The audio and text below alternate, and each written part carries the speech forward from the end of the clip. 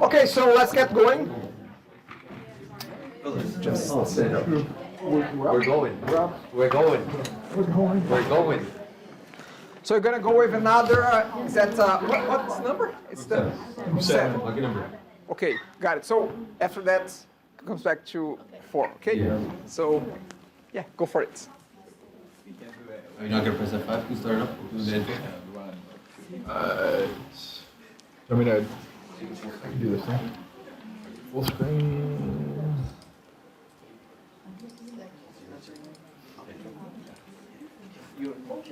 Right. So, hello everyone. Our topic is type inference. So these are my group members, Assad, Ben, Luca. So these are our objectives. So we're going to be getting familiar with type inference. So we'll go over how to use it, why it's important, and we'll mention some main aspects of it.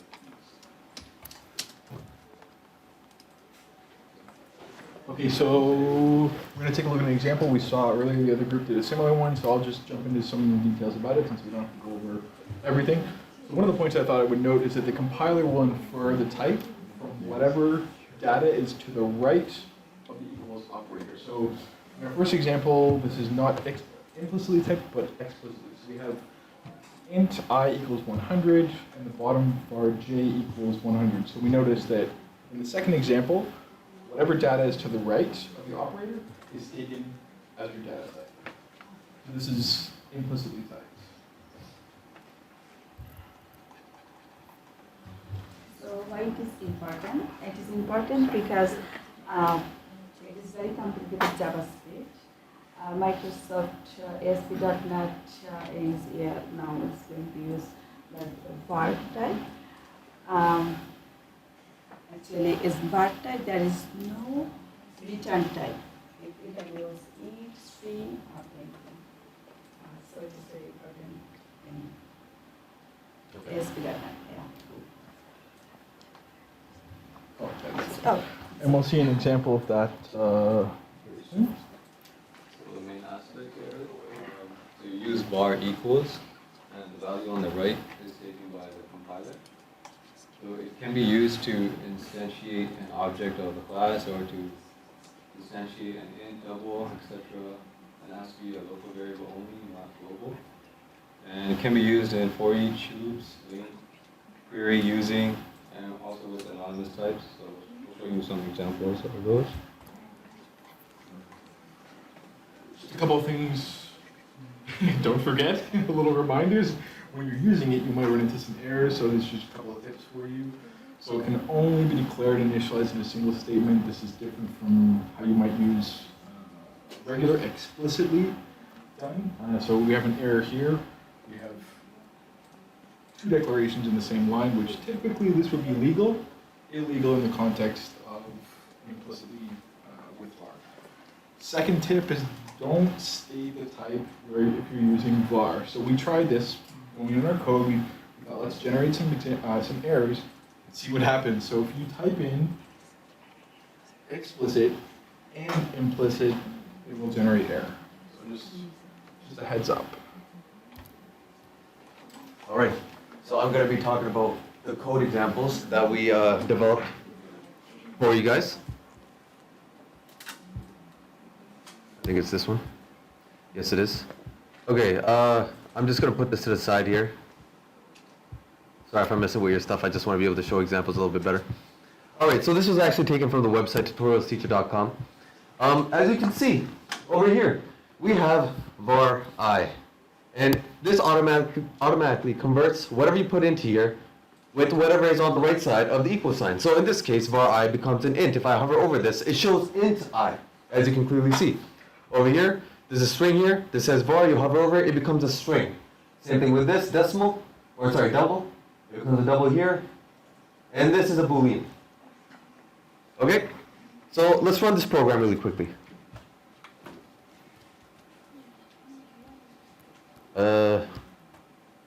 Hold on.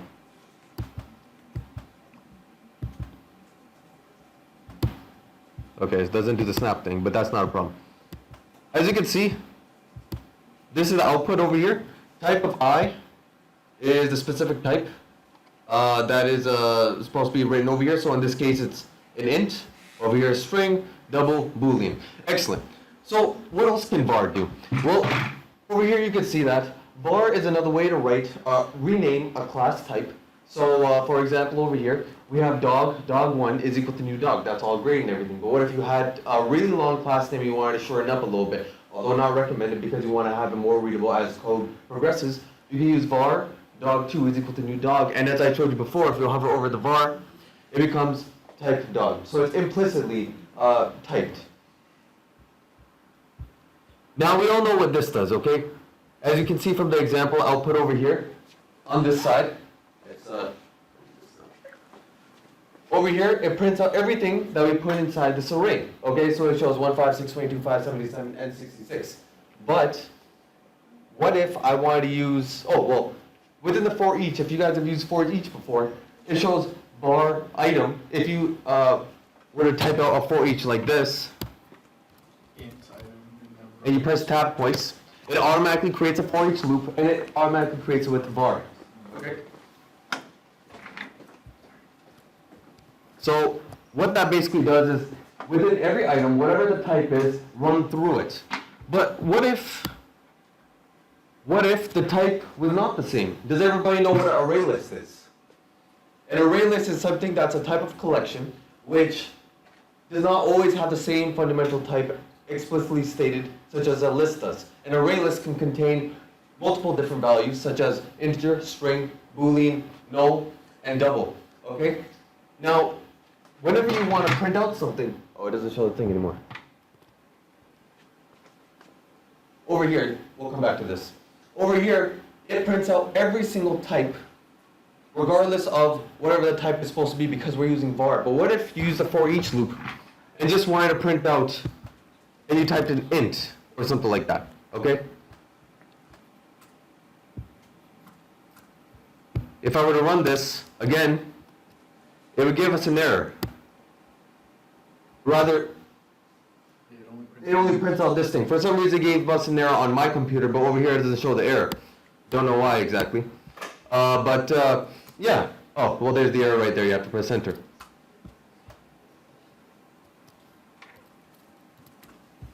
So that's why I use var, so that you can iterate through each individual item within the array or collection in the array list, because they're all different types, as I already stated. I will change this back to var. Let's go back a little bit. var is actually also used in succession with link, because for the people that were in Jake's class, you may have already known that one of the reasons that var was made is because it's easier to return a type that you're not really sure what the return value may be. Whenever you're using link, what does link return? It returns an I enumerable. So if I were to hover over this, enumerate, it shows us the type. You may not remember exactly what the type is, and you don't want to write all that stuff all the time anyway, so you use var to return the type over there. This is not a link lesson, that's for the people that are teaching link, but we're just giving a quick example here.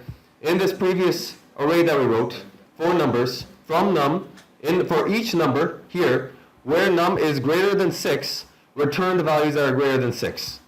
Okay? So if we do that, over here, you can see 22, 77, and 66 are the only numbers that are greater than 6 in this array. And you iterate through each of them with the for each loop, because it's I enumerable of type int. And yeah, that's basically it. One other big key factor of var is using anonymous types. So over here, if you don't really have a real type of a class or something, maybe you just want to make something really quickly, you can make an anonymous type which can return something like a new whatever property or field you want in there. So in this case we named it A. It's not a good example, this is just for basic demonstration. And a string, which can be another property, or a property, a field, or any other type of thing that you want inside of like a pretend class. It'd be here, we named it B. It's a string. If we printed this out, or sorry, if we hover over this, you can see it says anonymous type A. And it contains an integer and a string. Want to print this out over here? We know that A is equal to 2 and B is equal to cookies. And yeah, that's basically it for the demonstration. How do I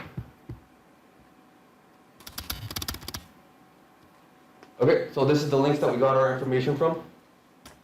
As a summary, you can implicitly type a local variable by using the var keyword. There's something else called dynamic. We're not going to talk about that here. The type is provided by the compiler and not the programmer.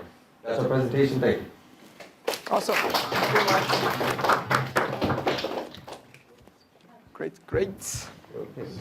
Good. So both presentations about type inference were done, correct? Yeah. So just want to mention a few things. Again, both were very good presentations. Just want to quickly mention that just because we are using var, it does not mean that what we are doing is not strongly typed. Okay, so C# is still strongly typed, even with the use of var, because right after we declare our variable, it becomes a strong type. If you assign 100, it becomes an integer. Okay, so it is still strongly typed. If you look at the web, if you try to find, should I use var or not? You're gonna see half of people saying you should always use var, and half of people say you should, not never, but you should use var only whenever is necessary.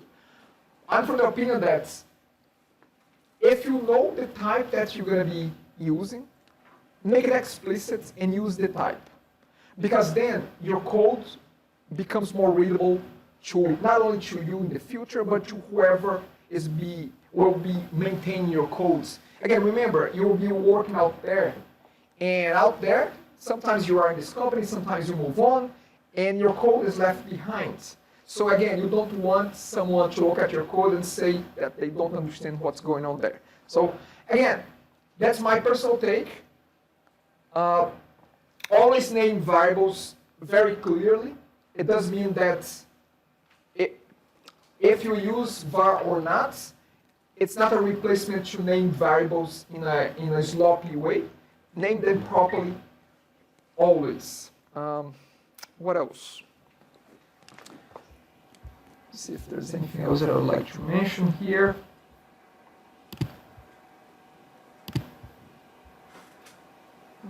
Let's see here for each. I think that's about it.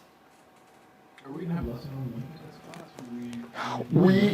We will. Well, not necessarily lesson. What we're gonna have is this quick recap, because link is supposed to have been covered on comp229. Okay. So that's the intention of today, of this lesson. It's about this recap. Anyway, I'm gonna close this. Group number 5, who has 5? Sorry, 4. We're gonna go back to 4 here. Okay.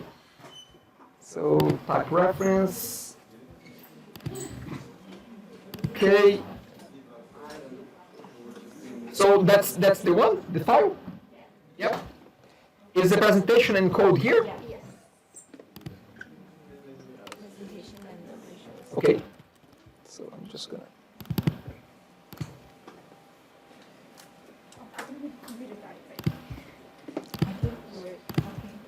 No, I don't know.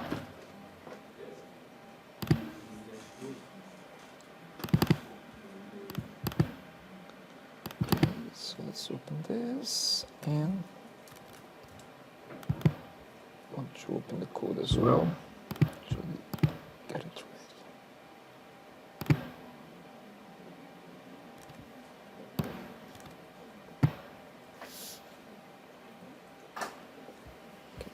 So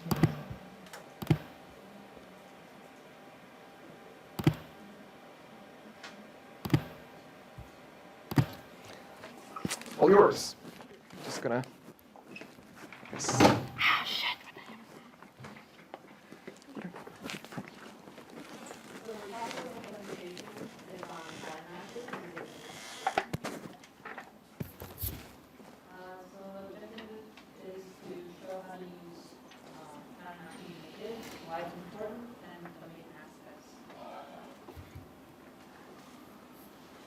Okay, so as sorry. As you can see here that we have like 2 ways of examining the type. So we have the type square. Traditionally, you have to use the get type and then compare it to the type of square to make sure that it's going to return the type square. But now we can use the pattern matching, which is the keyword is. So as you can see here, if shape is square, it's like our English. It is English. So it's like the main point of using this and pattern matching is just to make the code more concise and readable. Yeah. And also, also like in the case without using because like traditionally we have to create a lot of classes and have a lot of methods under the classes, and then we have to do a lot of hierarchy to make sure that we have all the types correct and then return the result that we want using those methods. But now without the hierarchy, just using if and is, the pattern matching things, we can make things easier, and the codes, like instead of having a lot of classes in different like pages, we can write all the codes into one page and make it more concise. We're going to explain it more at the code demonstration. Oopsie, sorry. So, thank you, Bill. As Bill just described about the pattern matching, why you did, this is all about the class hierarchy. So, if and Carlos will be displaying the code. So, before that, I will just tell here. This is the examine type of if and is, and the variable is we put if you want to shape or calculate some data like same type where there is a one common thing like shape and for a square or shape for a circle or shape for a radius. The same thing we can assign if, and the shape is square is s. Bring s for references. So this is the way that we can use pattern match in our program to make it concise and overwriting different kinds of classes. So Carlos will describe the code.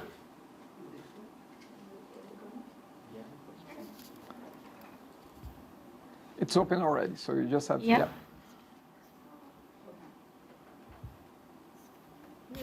Okay, and the chair. Oh, sorry.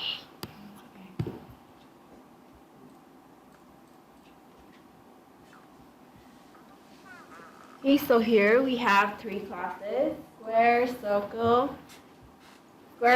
and rectangle. Okay, these are three different classes. They're not like related or anything like with the parent class, so they do not have a hierarchy. Then we created this method, compute area, which takes an object as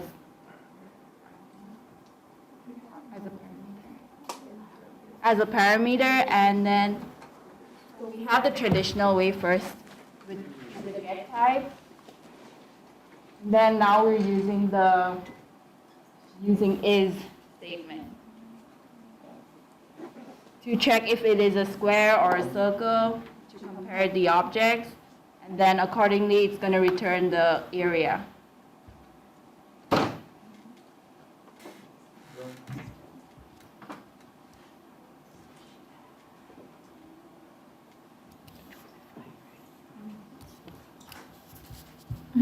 I think.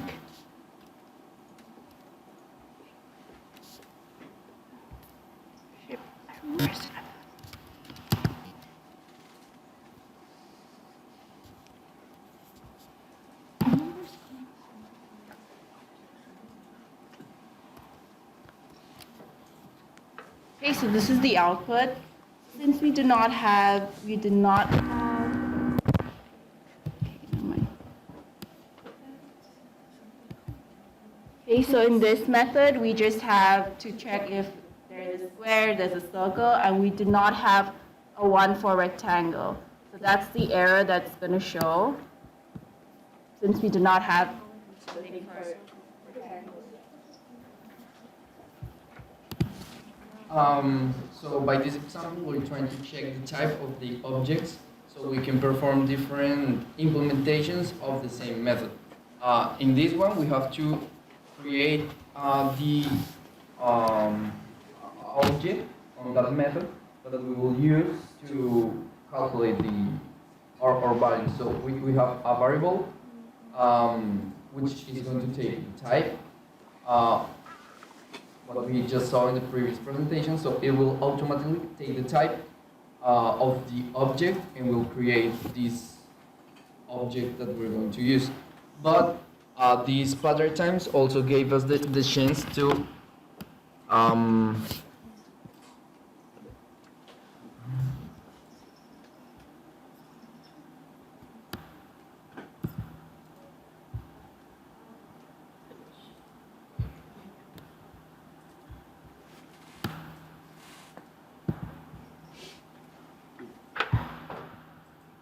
so it will give us the chance to create automatically the object by just writing the name of the new object. So in here, basically we're doing the same thing, but we don't have to type the variable, it's equals to the thing. It automatically creates and casts the object on the type that we're looking for. It's very handy, it's very easy to read. So shape is square, that's English. So if the shape is a square, the software itself will create an object called S, and then we can handle the variables inside of it. So here we're calculating the area side by side, that will be the area. Then we have, if it is a circle, it will create an object. Automatically, it will cast it to the circle class, and we have a rectangle. If we run the code once again,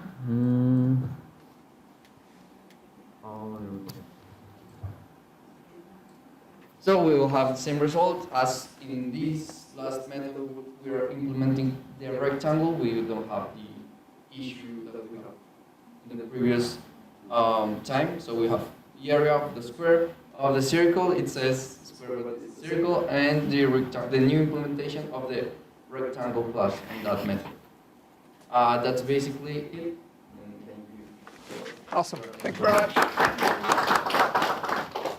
Okay, so as both groups have done, I'll close it. So I'll just make a few comments here about pattern matching. So let's go here to the codes.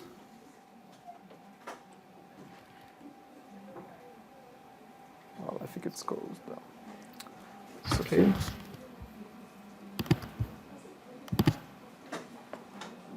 That's the other one.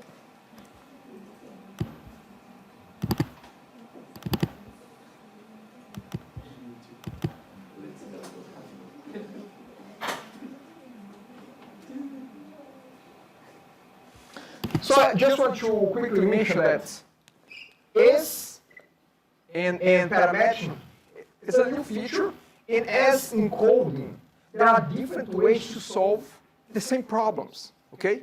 Different approaches. So here we are calculating the area of different shapes. Can you give me a potential different solution on how to calculate that without using this is statements? Like a different approach to this problem.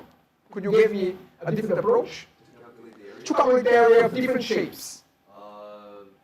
Three different classes inherit those classes from type shape, or yeah, something like that. And make different objects and then do the calculations within each method being an overloaded method, or calculate area. Yeah, very close to that. We can use polymorphism. Whole layers polymorphism. It's you know, I have different shapes. Each one they require a calculate area, but each one will behave slightly different. So I could have a shape that would be the parents, and then I would have a specific implementation for a rectangle, for a square, for a triangle, and for a circle. That could be an approach to solve this. This is just a different approach, okay? Is it better or worse? It's not the case to say it's better or worse. It's better or worse depending on the situation that you're facing. If you have really three classes like this one that are not inherited from the same parents, this is a good option. You may question, but why those classes were not implemented from the same parents? Well, that's a different discussion. Maybe discuss that with the architect of the system that put this together. But again, different cases will require different solutions. What we are providing here is, hey, this is yet another way to approach a problem like that. Okay? With the keywords, using a variable here. That's if this is true, S becomes a square and gets converted automatically, gets casted to its value, and you can just use it right away here. Again, a very, very simple way to use that. I think that's it that I wanted to comment. Yep, we can jump to who got 5. One group? Now, anybody else got 5? No need to hide, okay? We're gonna get to you. Okay, so let me just close a few things here before we jump to the next one.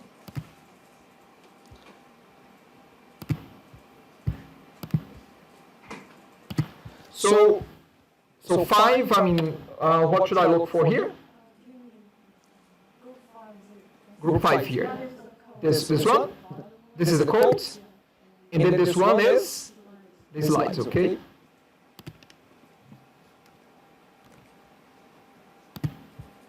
This is slides.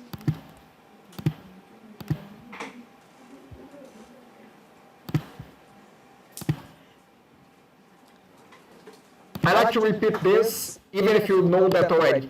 When you are transferring code around the web, make sure that you unblock the file before you unzip it, because if you keep it blocked, maybe not all files will get unzipped when you try to unzip it. So again, you can just unblock it and then you unzip it.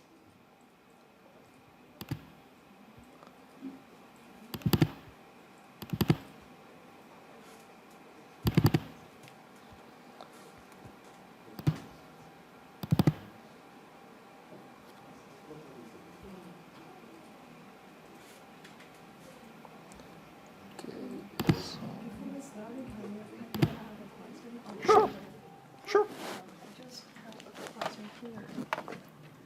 I try this one because if I delete here, I have to have a method here, which is rewrite the part. Okay, method. so just remind me, which topic is this one? Extension. Extension methods, okay? Yeah. So what's your question? I mean, if I want to delete this one here, So just leave this entire. yeah, this entire that is what we learned from the website. This means we are using the extension. Yes. Here. Why I have to have this one here? Because you have to say, what is it that you are extending? If you don't put the type there, which type are you extending here? How do you know that? Remember that extensions is, you're going to extend a certain class. So how does it know which class is that you are extending? Without that, we don't know what are you extending. What comes after this indicates that this is the class or interface that you are extending. That's what this does. Okay?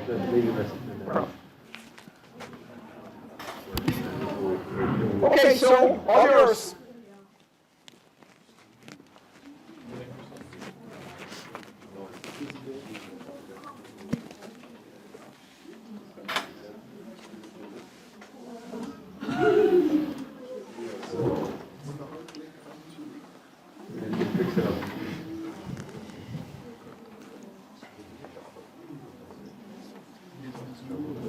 Yeah, in the data flow. Yeah, in the library. As a matter of fact, it's my, Okay, so Okay, let's have a look, everyone. so our topic is extension methods. So we're going to talk about how to use extension methods and why is it important and the main aspects of extension methods. So how do we use it? First, we used directive using system.link or using extension methods. Using defined namespace name to involve the target code in a specific namespace. So we can see in this example right here, we use the this my interface because you have to let the compiler know that this is an extension method in the first place. Extension methods, they have to be non-generic static class. So for example here, we must use public static class. And the next one. So in terms of why it's important, so method will never be called if it has the same signature or name as the method defined in the type. Extension methods are brought into scope at the namespace level. For example, if you have multiple static classes that contain extension methods in a single namespace named extensions, they will all will be brought into scope by the using extension directive.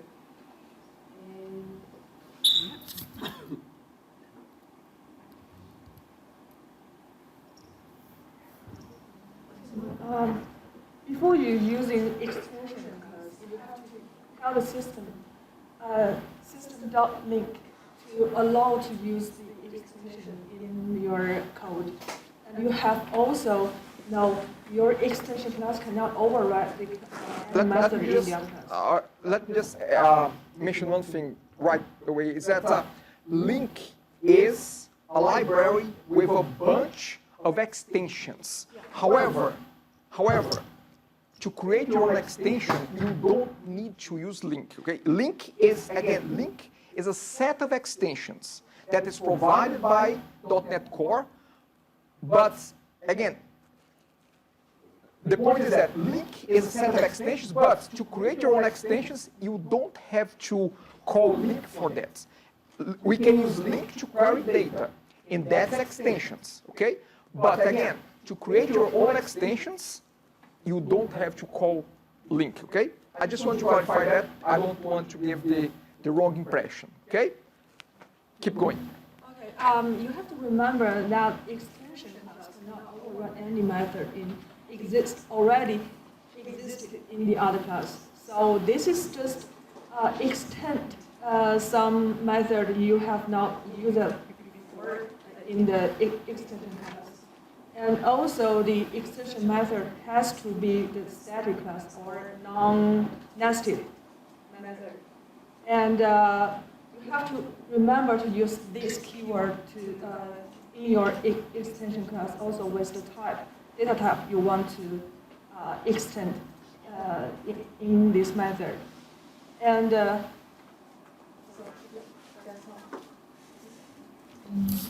we're going to go through the code. It's open there, you can just, if you go to the bottom on Visual Studio, it's already open there. The other one. which one? 这个 Oh, the other one. This one? Okay. Actually, our code is from the online, but I just simplify the code because I think some of them are too complicated. So this is our extension code. This is the main method. As you can see, I create two classes, which is A and B, and using the objects of A and B to call some method, which I have wrote some codes in my extension class. This is my extension class. As you can see here, I use system.link to tell the system I'm using extension. And this is the keyword of this. And this is the data type of my object. This part tell the system which kind of class I'm going to use the extension method here. This is the method A. I have two kind of method A with different arguments. One is the method A with integer, and the other is method A with string. This is going to be used later, so please remember here. And also I have a method B here. This is another extension method. And to here, I created an interface class, which is called my interface. This class contains empty method. Do you still remember what is the interface here? Yes. Yeah, this is the father class of all the other classes, which is under this interface class. So I have two classes, which is inherit some feature of my interface class, which is 1A and class B. In class A, I overwrite the method B here. As you can see here, when I call method B of A class, this will write something like a.method B. And for class B, I also overwrite method B. And this will show this result.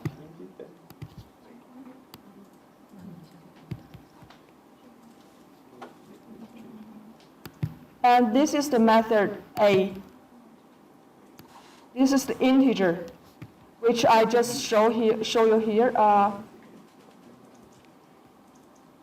Here, see, I have an extension class, which will use integer as my argument.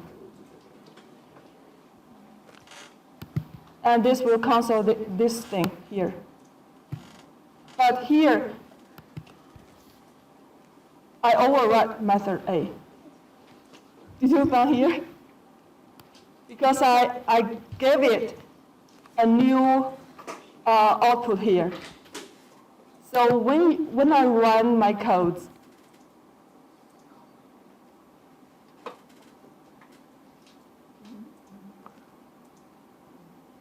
You may want to go Control F5, function key, and then Control F5.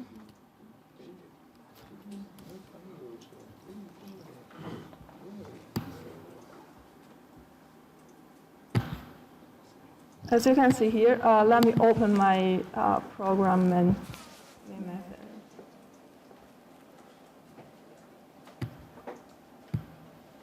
This is the first one, A method A. This is a string. Why is this? So because for method A, I'm using a string, so this is the output which I already defined in my extension class. It's here. This is the output of the method A with the arguments of string. And this is the method B. As you can see here, this is an empty one, which is not the same as I have wrote something as in my extension. So as you can see here, that means the extension B cannot overwrite the method which you have already used in your interface class. Because in my interface class here, I have an empty method B. And in my extension demo, I will write the method B of my interface class because my class A is inherit that class B of my interface, right? So the output of the method B of the A class is just A dot method B. And the third one,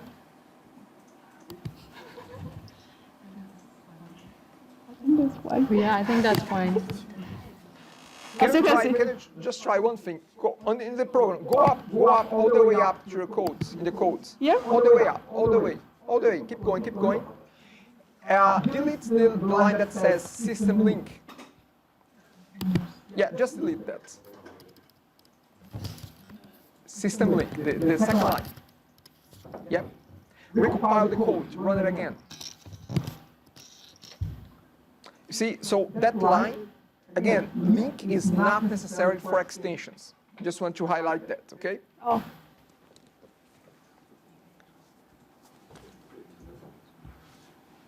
Good to know, because on the website it always tells us to use their system there dot link. So maybe the site that you got this example, it's talking more about link than something else. Again, the okay. example that I gave in my link, it's a very straightforward example, Okay. at least, Okay. I think. What kind?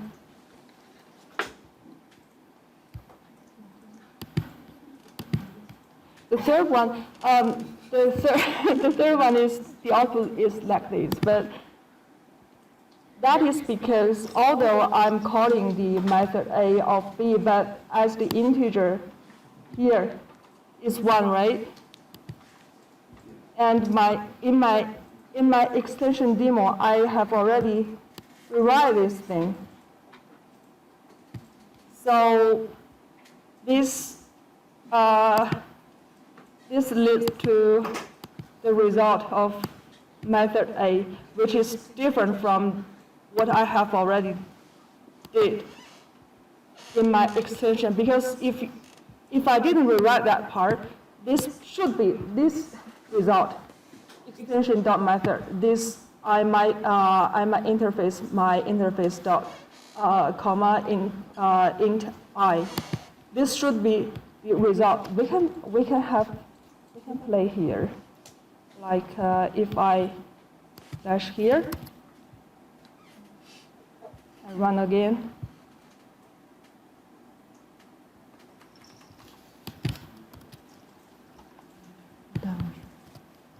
See, that changed. This method, that means if I didn't rewrite my method A with an argument of integer I here, this will directly call the method in my extension class. Okay, so let's wrap things up. Maybe you want to jump to the summary conclusion. Oh, okay.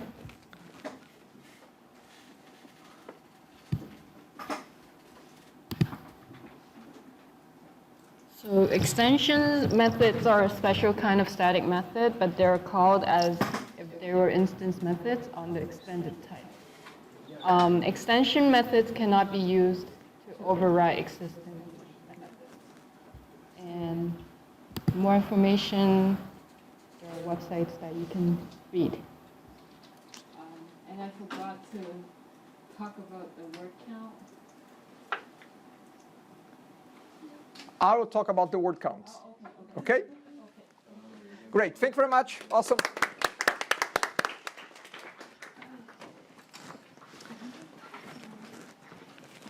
Okay, so again, just want to do a few recaps here. First is that link is a library with a bunch of extensions. What is link extending? Who can tell me what is it that link is extending?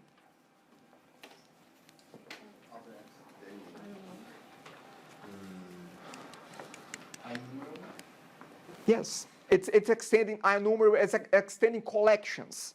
You can use link with arrays, with lists, with dictionaries, all collections. Link is extending that, okay? So that's one. Who's the missing group? There's one group that has not spoken yet.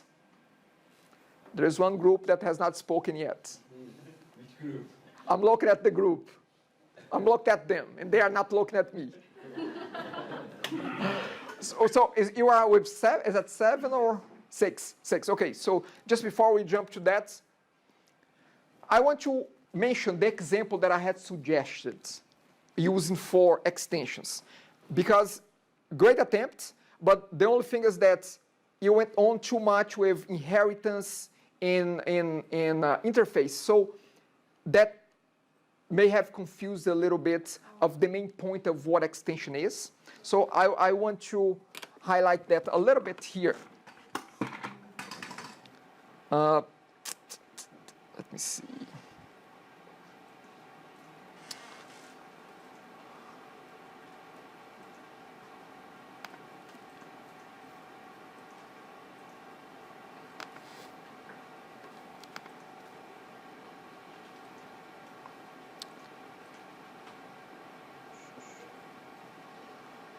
Okay, so I just want to mention this very simple example about extension methods. First is that extension method is a way to extend a class that you don't have access to. I don't have access to the string class. I mean, string, remember that string is a class, okay? It's an object. So I don't have access to create a new method for string. I cannot open the code of C#, well, I can because it's open source, but I don't want to. I want to leave the code that is there, but I want to create a new method that adds to string. I want to create a word count that I can say, string dot give me the word count. Give me how many words are located in this string. Well, again, string doesn't provide that to me. So I can write an extension method to extend the capabilities of strings. How do I do that? First off is that the class that the extension method is located at, it needs to be public and static. Public and static. That's the first thing. The second is, and you have mentioned that. The second is that the extended method should be also public and static. So both class and method should be public and static. The third point is that I need to identify which class I'm extending. So I do this using this keyword. Whatever comes after the this keyword, this is the class that I'm extending. Okay? Again, this is used when you don't have access to the source of this class. Maybe you're using a third-party library, and you just want to add one more method there that you can use across your applications. Now, when you want to actually use the word count method, you have to say using this namespace, because otherwise it doesn't know, okay, you are trying to call word count, but where is it? Oh, where is it? It's here in this namespace. Again, this is just an example name. It could be any name there. Let me see if there is anything else here.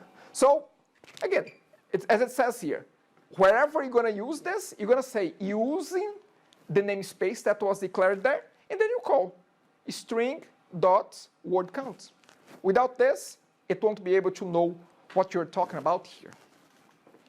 Okay? Does that make sense? Just want to see if there's any questions here. Okay, great.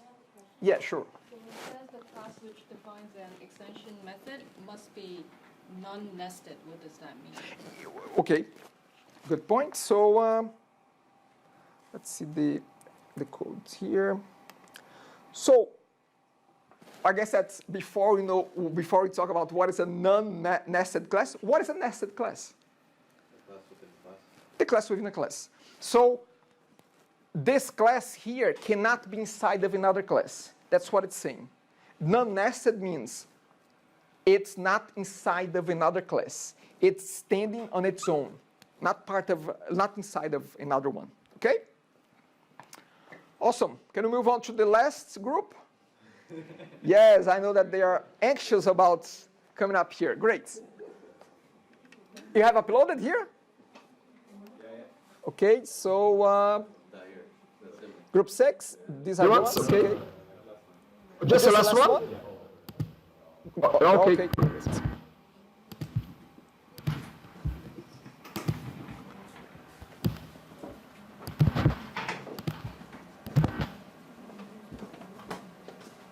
Hey, Group 6. Let me just close a few things here. that's what I got.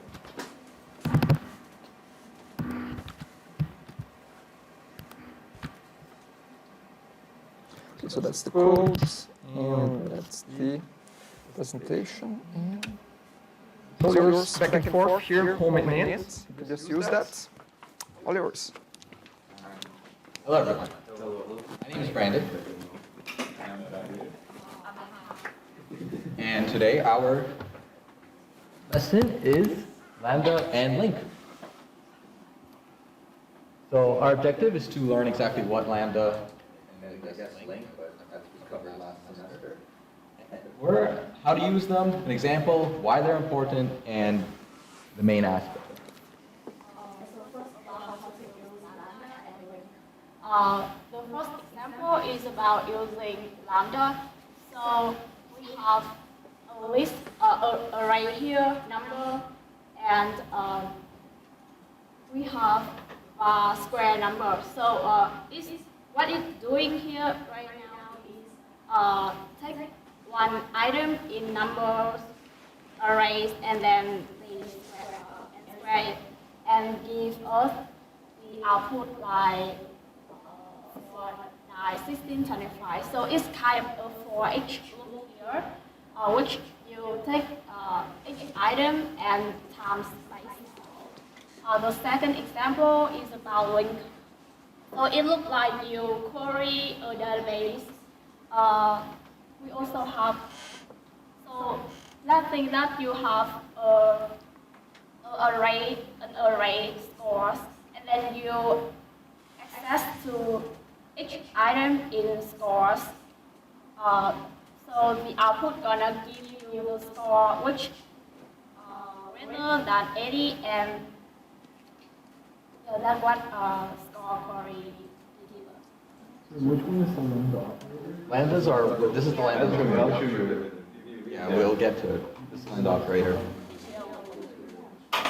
What's interesting about lambda is you don't have to declare the variable, the data type, or each variable.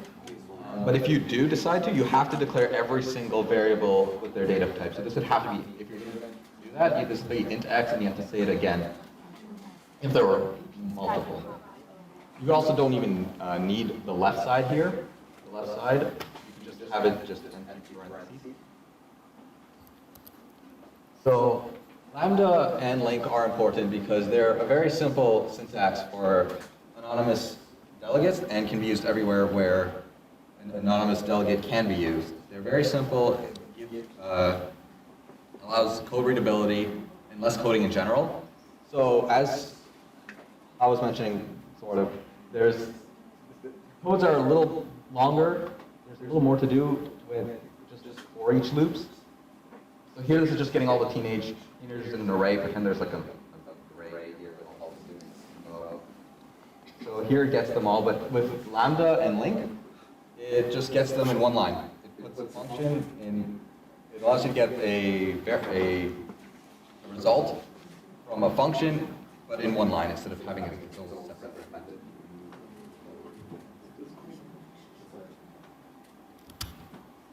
So these are the main aspects of it. This is the Lambda expression.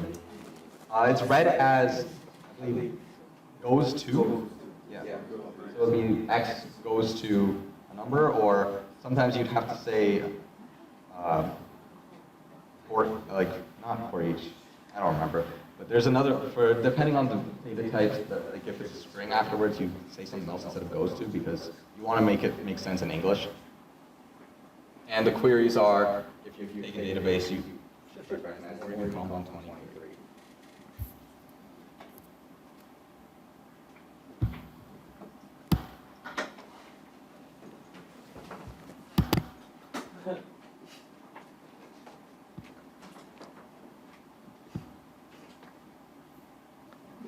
Let me figure out.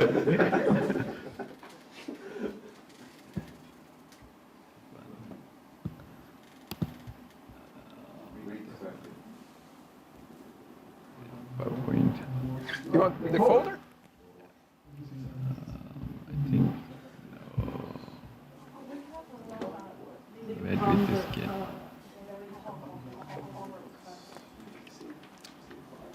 Or maybe Just hold on there for a the second. one. Is the one. I'll just minimize. That's the one? Okay. just close this just in case. Give it a try.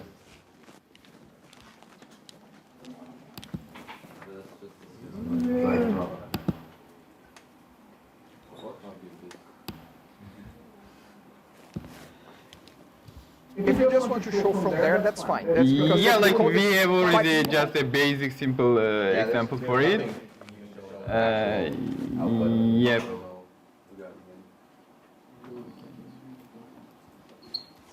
Like here is the both you can see lambda operation and also link. So it's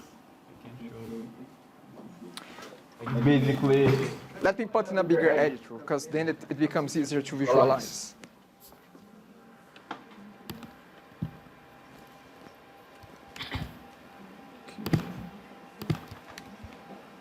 It's not colored, but at least you can see. Yeah, like here, as you see, operation here, and also use a link, and it's a search for Apple, for letter A first, and these two, and then it says pick like minimum one, and it's Apple, so it's 5 character, so output is going to be 5 in this case. So searching for a word that starts with the letter A, and then after would search for the word that had the shortest length Yeah. of the A word, which happened to be apple. All that done with just one line of lambda from here, from the int minimal length, just to here. That's one line. It did all that, and that's why lambda is actually really useful for functions that would take at least 3. And that's it. Right?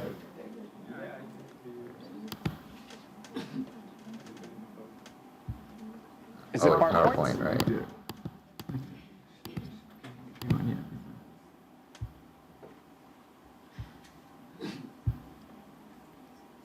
Yep, this is the link that Mr. Addison provided us. And now I hope you understand the importance. Okay, good.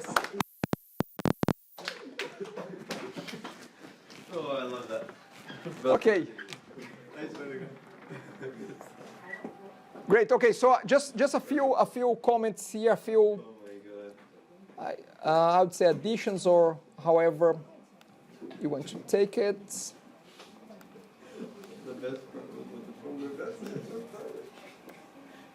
Okay, so let's just have a quick look here. First off is that if I can point to a key element, a key feature that will be very important, I would say one of the most important ones going forward is really linking lambda for us, because you're going to be dealing with data all the time. We're going to be using link to sort data, to filter data, to select data, data that is in memory, data that is coming from the database. So again, we're going to be using this a lot. So get yourselves familiarized with lambda. Yeah, I mean, this at times doesn't look like a straightforward syntax, but you're going to get used to it. And my preferred way of using lambda, and this is not lambda, link, is this strategy here, using functions, using methods like this. I mean, if you do your assignments using this kind of terminology, that's fine, as long as it works. It's not the one that I usually use. Any reason for me to not use this? Not really. It's just that I got used to the other one, and I don't use this one much. But you can use whichever one is more familiar to you. In my examples, in the code that I'll be sharing, I'll be using that other approach. This is the link query approach, and we have the link methods, which is just a different approach. But the result will be the same, and what you can do in one, you can do in the other one. I may not be able to address too many questions if you are doing this. The other one is more familiarized to me, more familiar to me. What else here?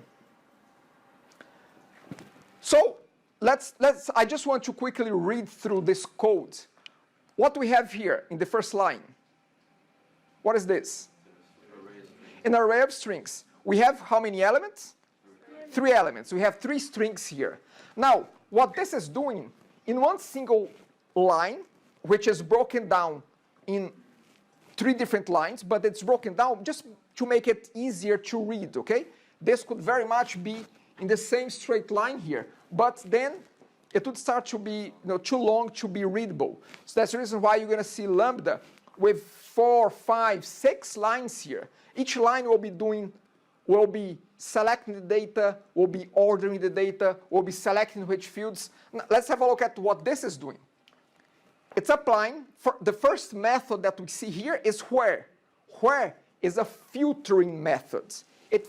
You have an initial data set with 3 items. You use where to select a subset of that initial set there. What is this where doing? What is the filter that is applying? So we're it starts with base. Yeah, so so W here, and we could call this however we want. You call this X, we could call this ABC. As long as whatever we call here, we call it here as well. But this can be anything. Now, we usually use something a little, maybe W here to remind us that we're talking about the words here. So we may want to use something that reminds us about something related to the set. But then, again, what this is doing is, it's going, as the group very well shown, is that it's doing a for loop. It's going item by item here and filtering that. And if it starts with A, select it. It's going one by one, and if this returns true, it's included in the subset. If this returns false, it's not included. That's it. That's what this second argument is doing. It's doing a true or false for each item in our collection. Then, once we are done with this up to this line, we have now a subset of how many items? 2 items. Now we apply the second method. Second method is doing what? It's doing a kind of a comparison. It's getting the set, and it's applying, in this set, it's applying the length the length property to each word, and it's returning the minimum, the one that has the shortest length, and it returns the number for us. Okay? Sorry, why we don't need to declare the data type of W? Because that's the beauty of using lambda expressions. What we would have to do here, we would have to create a function, an anonymous function to go together here. However, with lambda, we don't need to go to that. This could become quite complex if we need to write a function, an anonymous function to return this. But lambda just simplifies things for us. How does it know that this is a string? Because the words. Because the items now in our set, they are strings. So there is a lot of what you see with lambda and even with MVC as well is that a lot of things get assumed. Oh, you know what? No point of declaring because you are using an array of strings, so I know that it's a string. If I use an array list there, but with different data type in my list. An array list, it will behave the same way. I'm quite sure that you can apply lambda with an array list. Again, I don't remember having tried that, but I'm sure, I know that for lists, for sure it works the same way. Array lists, I'm quite sure, I have not tried myself, but it should work the same way. Okay? Let me see if there's anything else here. No, I think. Any questions? I'm not opening Padlets too much today. Let's see if there's anything going on there. I do have one question. Like, I looked at my comp229 notes. Yep. It's not really a complaint, more of a concern. We didn't really cover too much in length. Like, it was very cursory. We definitely weren't tested on length, and I think it was maybe one part of one lecture, not really a lot in the textbooks, not really a lot in the PowerPoint, so Okay. I'm just concerned that if you're going to if you're expecting us to have that comp123 knowledge, and maybe other people got different lecturers who did different concepts, different PowerPoints. So how should we be doing a little bit more research or preparing for? I can drop your notes because I can send you the recordings of my class at that point. Now, I know that recently and I would say within the last year, curriculum has changed a little bit. And I think that that's one of the aspects that was introduced, was having link covered there. I mean, it was covered, but only cursory. It was very cursory, like very small, and it was only one part of one lecture. So it was. I feel as though I should do some, maybe listen to your notes from that one. comp229. Yep. That would be amazing. Just to give a little refresher, because we definitely didn't go in detail into like the syntax. We definitely didn't go into this kind of detail in terms of the lambda operator. It's not super complicated, like I'm getting it. I just feel as though, oh, should I have had that knowledge coming into it? And it definitely wasn't there. That's the reason why I said at the top of our class that for some people this will be a reminder, for some people this might be brand new. So I mean, it's not absolutely super brand new, but it is. You're definitely going more into detail than we ever touched in comp229. So. I get it. But as we go through, yes, we're going to use it more and more, but not too much beyond of what I've shown here. Not too much beyond that, you know. So like simpler queries. It will be simple queries.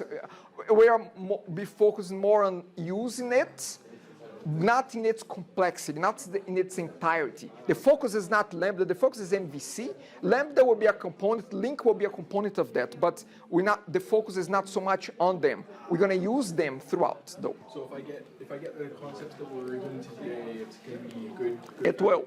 It will. You should be well covered. Okay? Great. So here's what I'd like to do.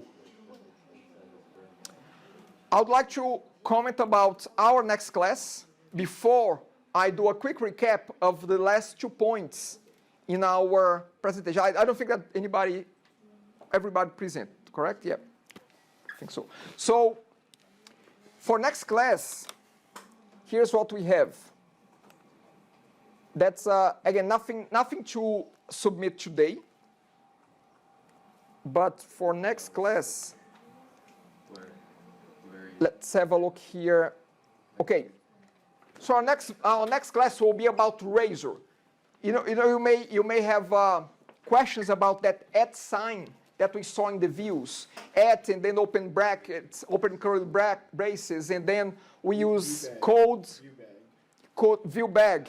You're going to be using code mixed with HTML. So the next class we're going to be focusing solely on Razor. To get ready for that, have a look at this link. This link is, I really like this link because it brings together the main points that you should observe about Razor in a very simple way, a very simple reading. So have a look at this link. Ignore whenever it talks about VB. Just focus on the C# part because that's what we care about. It may have some C# and VB examples. Focus on the ones that are C# based.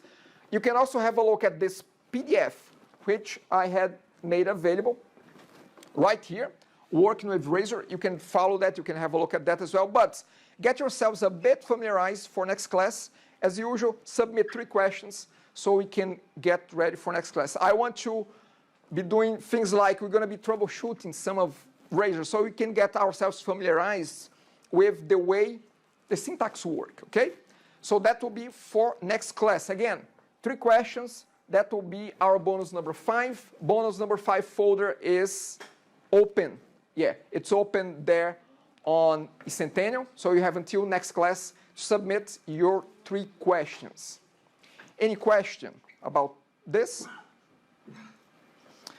Okay, so here's what I would like to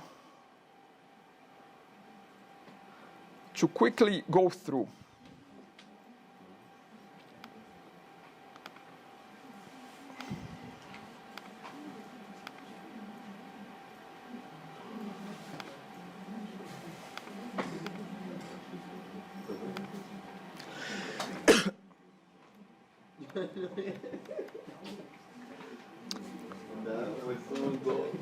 Okay, so I just want to quickly, again, you submitted questions from last weekend to this weekend. I'm going to cover right now, briefly, string interpolation and collection initialize. I'm going to cover both of them quickly. If you still have any lingering question, any questions remaining that you want to get addressed, that will be the time. So while I go through those two topics, maybe open your questions there that you have submitted, see if any of the questions is not getting addressed, because most likely I won't be able to get all of them addressed. Then submit that via Padlet, and I'll have a look, and that will be, we're going to be wrapping things up today with that, okay? So I'm going to start with string interpolation. This might be a basic topic for a lot of you. Maybe for some of you, you have never seen this before. That's why this is a class of a kind of a recap for some and a reinforcement for some other students. I want to quickly jump into a demonstration about string interpolation that we can see.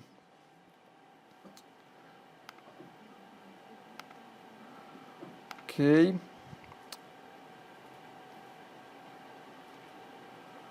Okay, so this is the initial code that I was showing beginning of the class for this show products.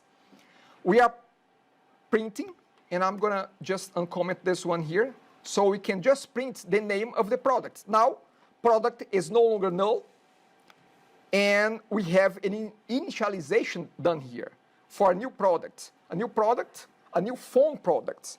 So if I run this,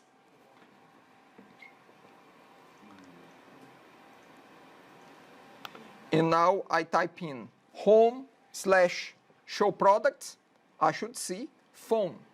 Great, so I see phone.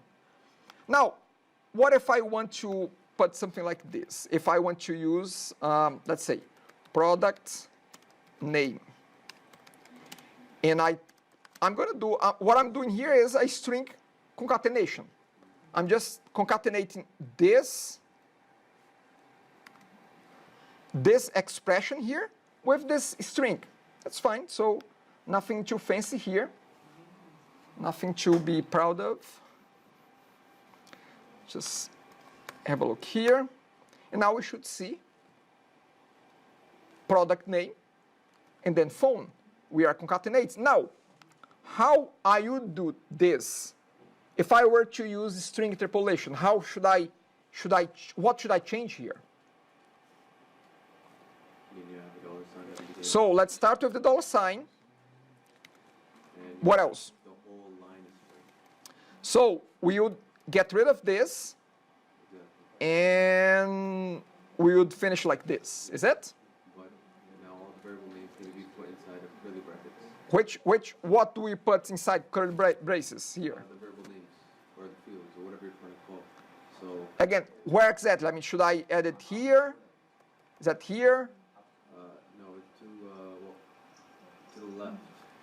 The left one, curly bracket, And then close where? after the right parentheses.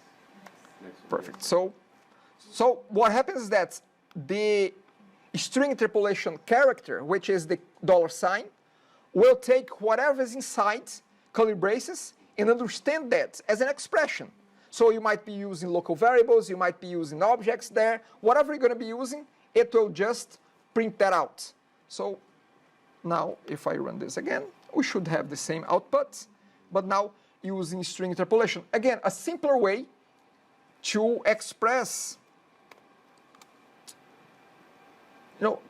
to fill out a string. It's a more clear way. You can use other strategies like concatenation with a plus sign, but using a plus sign, when you are dealing with numeric values, you'd have to convert them. Here, it does that all for us, okay? Now, this is, in a nutshell, this is string interpolation. What if have you seen, actually, better yet, have you seen this symbol before with strings? Yes. Anyone knows what that's about?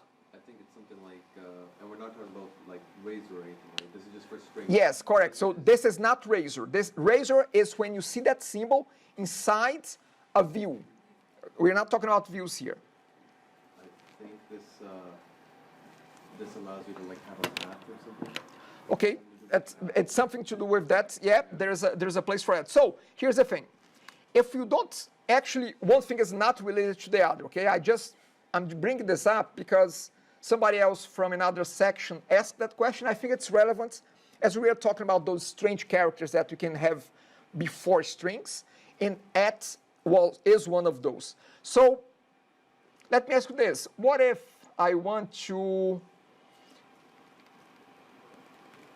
it will look strange, but what if I want to have a backslash here somewhere? I want to print out a backslash, like this. I know, there is a reason why I want to print out this backslash. It's giving me an error there. Let's see what's this error. Because here's the thing, backslash, it represents an escape. It's an escape character, which means that whatever I put in front of slash is an encoded character. It's a special type of character. Remember, not with web, because web has a different line break. It has a BR tag for line break. But if you are using just a console application, how do you break the line? Slash what? Slash n. So again, slash n means it's encoded there. It will not print out slash n. It will print out a line break. Now, there might be cases where you want the slash to be printed. You want a slash n to be printed. For whatever reason, you want to output that. Now, here's the thing. Right now, the way it is right now, how would I print this slash here in this string? How do I do that? Backslash, backslash. If I do double of them, it will result in a single one, okay? However, and again, if I needed to, that's where the path comes in place. If I need to do something like see, my documents, I would have to put double slashes all the time to represent one character. But if I put at, then I no longer need that. Because at means verbatim string. There is no escaping. I'm just saying, take this whole string the way exactly that I put inside. Whatever I put inside, don't try to escape. I'm not trying to escape. I'm just saying, take it literally. Take it verbatim. That's what it does. So you're going to see this being referred as the verbatim symbol if used prior to strings, okay? Any questions? Let's see here. Okay, Padlet is very quiet. Either you're very tired, which I believe so, or who knows. Okay, so that was the first one. The second one, collection initializer. Collection initializer,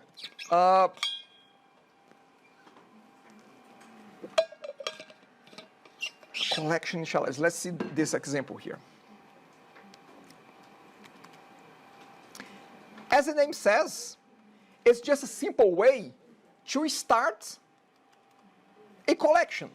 Sometimes we're going to be using our MVC codes before we dive to database, which database will come, but a little bit later down the road. We're going to be using data that is created in memory. And sometimes to initialize that data, we have in our recipes, in our recipe application, most likely next assignment, we're going to be saving that to memory. So we might initialize the data set of recipes manually in our code, like this is doing. We're creating a list of products. Each item in our list is a new product. And we are initializing not only our list by doing so, by using the curly braces here, closing and open, but we are also initializing each product in our list. See, we are calling new product, and then we are saying, for the new product, set the name as kayak, set the price as this number there. So, collection initialization, sometimes it looks confusing, But we're going to be using that to assist us, to actually to help you. Think about this. If you are doing, and that's assignment number 3, we're going to be saving data to memory. Can you imagine every time you have to save, you run the application, to test the list, you have to add an item. And then you close the application and it's all gone because it was just in memory. So you can use a hard-coded list like this to initialize, to give some initial data to your data set, so you can test the interface, you can see if the lists the list views are populating properly.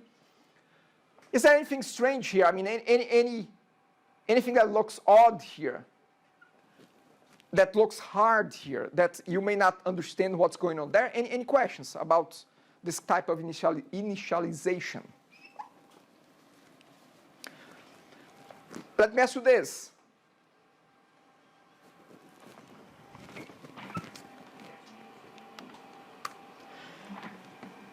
Could I say something like this? Sorry, not.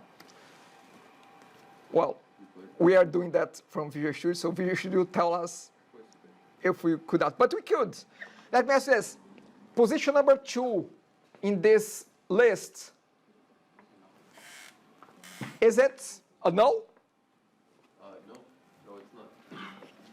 It just has empty values. Correct. So, yeah, it's not null, but it has empty name and price is 0. Okay? So again, we can do this as well, but we are not initializing the product. We are initializing the list, but not the particular product here. So just a few comments is that both of them are valid. You can also say this. You can also do this. You can call a constructor. Maybe this product has different constructors, so you can call a specific constructor from here. Yep, that's about it. Again, just wanted to briefly mention that. Let's see if there is anything else in the PowerPoint. Again, we just have ways to initialize an array. Again, we have seen examples of initializing an array. Right there, we have a new array that we show which items are inside the array right away. A dictionary. Again, dictionary is a little bit more complex because we have a key and we have a value. So, but it becomes the same style. You open curly braces, you close it, and each item, you add each item to the dictionary. This is the key, this is the product, and it goes like that. You see here. Okay, so I want to see if something stick around. Okay, so I have 2 4 minutes quizzes, each one 4 questions, multiple choice, just one is correct. Just want to gauge if we have retained something here today. Not gradable here. It's just a quiz, just to again, just to assess what we have done so far today. Okay, so essentials. Let's have a live session. So again, open your pod.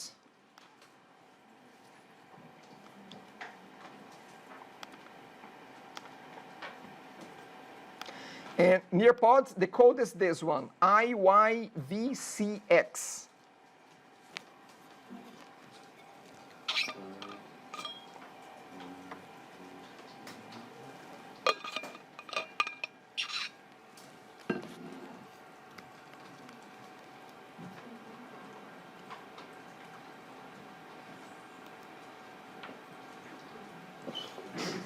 Okay, I'll give it 3 minutes there, and we can check it together. So again, Nearpod, IYVCX.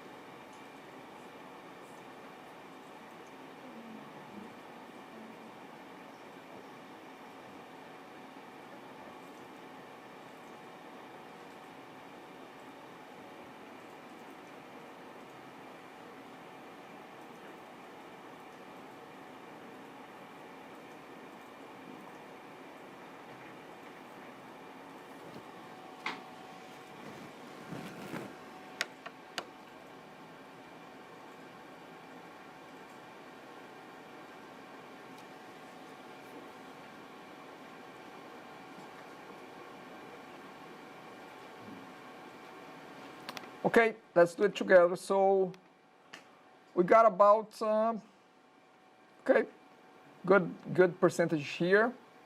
Let's see, if you got it incorrect, you're gonna understand now. Okay, first one, select the option with correct and compilable use of null condition operator. Let's see, first one, what is the problem? Is it, well, I guess it's, what's up with A? What do you think about A?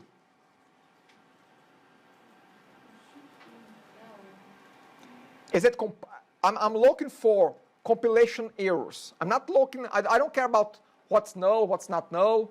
I care about, will it compile, yes or no? So first one, will it compile? Oh, boy. I think it's no, but I might be wrong. Why? Back that up. The reason why I think it's wrong is because of when I looked at D, it looked right. Okay, so any other opinions out there? Okay, let's leave it at, let's look at B. What's up with B? Do you have a question mark at the end? What's with that? So, will it compile, yes or no? I thought you were allowed to stack. Yes, but we are allowed to stack the null condition operator. Just the question mark is not the null condition operator. Okay, so B will not even compile. Okay, because this combo here, it doesn't exist. Okay, C. No, same thing. Same thing. Again, we just, the only difference is this, so we still have the problem here. How about D? D has to be right. What's up with D? He's right, man. Oh wait, you know what? It is wrong because there's one single question mark after D. Yeah, so we are talking about the null coalescent operator. There should be two question marks. First one is correct. There's nothing wrong with first one. Okay? Okay, second one. If car is null, which option would cause a null reference exception? Which one? So let's look at A. A will not cause because car is null, then this is not assessed anymore. B becomes what? Null. Okay, great. So no exception there. B. Well, car is null, but it will still assess two string because we are not using the condition operator. So this will cause a null exception. Okay? Now, the other ones, this will not cause because we are testing here, and this will return null. And if this is null, it will return no brand. So string B will become no brands after this line. And then D, string B will become what? Will become null, because this will assess to null, everything will null, and then B becomes null. So yeah, so B is the option. Any questions? Again, I will keep looking at Padlet. Padlet is very sad today. The green is just going up, man. What is that? Oh, the green is going up? Yeah, the good thing is that I check beforehand. Okay, great. So we have some string interpolation to figure out here. So full is 30, bar is 20. What is the result, the string result there? B. So again, very straightforward. Not A because this will be converted to, because we're using interpolation, and the other ones are nonsense. Fourth one, what is the difference between this one and the previous one? We have two here, isn't it? So what will be the result of this? I think.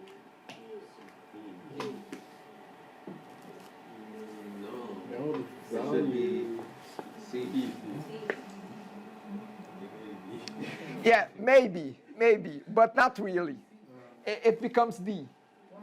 It becomes D, yeah, because this double here It means that if you are using string interpolation and you double them, they become a single one, and this is no longer interpreted as variables. Again, there's no way that you could know that up front, but now, guess what? Now you know. You know. Now you know. That's good. That's good. Awesome, okay, so one more set, 3 minutes, and that's it. We're gonna go home, I promise you. Another set, the same ID, in case you have closed, here it is.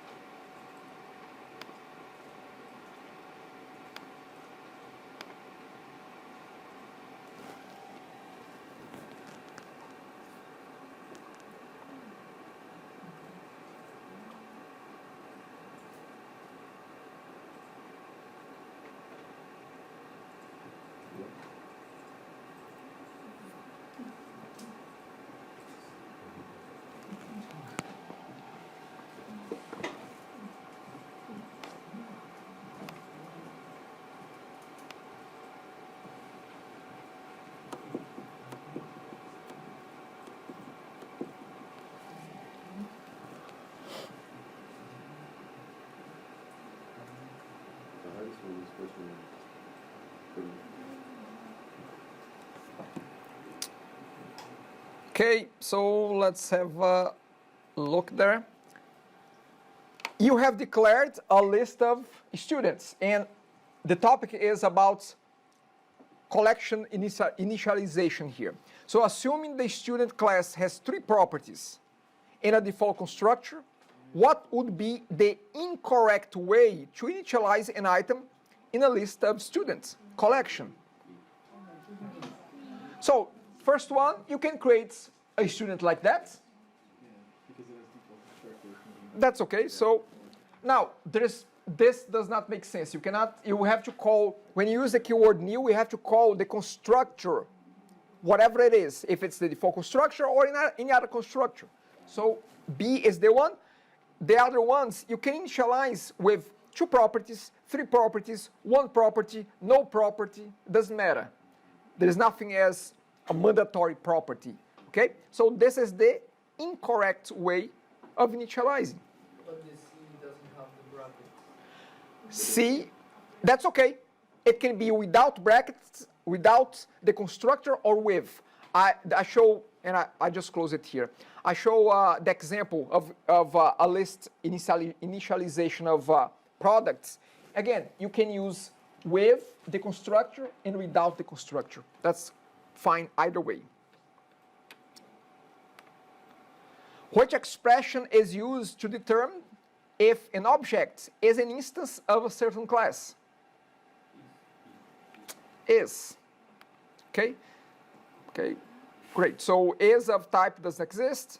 Type, yeah, I think that there might be something about type, but it's not. Yeah, type of. Yeah, there's something like that. This is a keyword in our, at least with what we've seen today, that is used when you are doing what? Methods extension, okay? Which expression correctly tests whether or not an animal type is dog? So, dog is an animal? No, that's the opposite. There is no type like this. Again, dog is an animal A. This is inverted.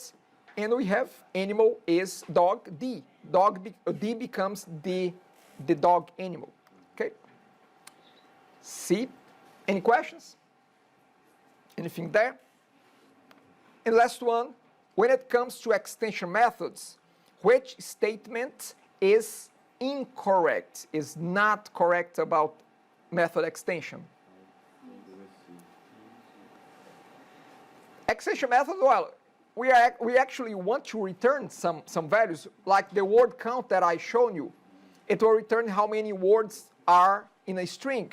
So the this modifier is used to indicate the type that is getting extended, correct. The class that holds the extension method implementation has to be static. Not only that, it has to be public static. And the extension method has to be public and static as well, both of them. So C is the one. Okay, so how we have done here? Yeah, of course we can be adjusting as we go along. But I think that we did fine at the beginning. One topic that we will not be covering is the asynchronous methods. As I said, only if we had time, but we don't have. So this will be covered later on down the road once we need that. Okay? So I'll leave it for there. Don't forget the next bonus, reading. You have the information there on Centennial. You have all of that, and yeah, we got familiarized with seven features of C#. Hopefully you can use them going forward on our MVC practices, okay? Have a good rest of Sunday and good week. I'll see you all next Sunday.